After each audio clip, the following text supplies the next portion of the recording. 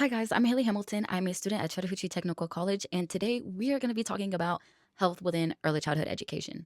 Now, why is health so important within early childhood education? Whenever a child comes in the classroom, their health matters so much. Sometimes their health can affect how they do within the class, and sometimes it can be spread to other children, and that's something that we do not want. Something that we educators can do, or up and coming educators, something for us to be aware of is we need to make sure we are doing our daily health checks.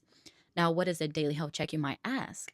This is essentially where us educators just do a little bit of an observation of the children coming in and seeing what things might be bothering them. Also, not just mentally, but also physically. There are checklists for both of these things.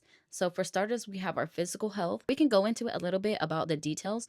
So, it can start from the general appearance of a child, which might be their face looks a little bit flushed, or they might be having some weight gain or loss. Maybe their eyes are a little puffy, or their throat might be a little sore. Their chest might have a little bit of a wheeze to it. Sometimes their nose might be a little runny or congested. Sometimes you can tell in their face if they have any markings on their face. And the same thing for the skin, if there's any blistering, bruising, or rashes to note. Even things like their speech, their temperaments, and also any other extremities. Now to the mental portion. Mental health is no joke, especially within early childhood education. You want to make sure that your students are feeling great about themselves and within the class.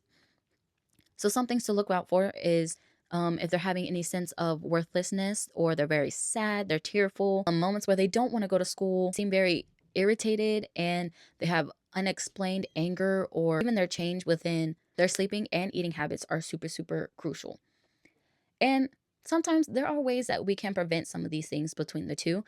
I will say the biggest thing that we need to make sure we're implementing, making sure that we're washing our hands.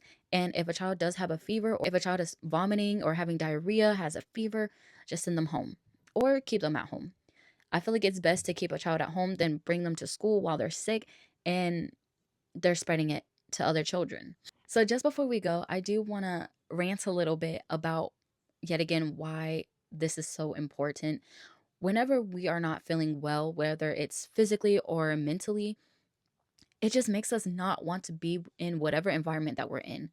If we're not feeling well, like if we're having a runny nose, or like I said, throwing up, we're already going to want to be at home. At the end of the day, that's the most important thing that us educators want, is for our students to be happy and also well. In a way, it's going to make you lack in certain areas. For us teachers, I feel like that's so important. We want our students to enjoy class and want to come in every day, but it's very, very hard when you're not feeling well mentally or physically. So these are just a few things to be aware of and to look out, and you teachers have a great day. Bye.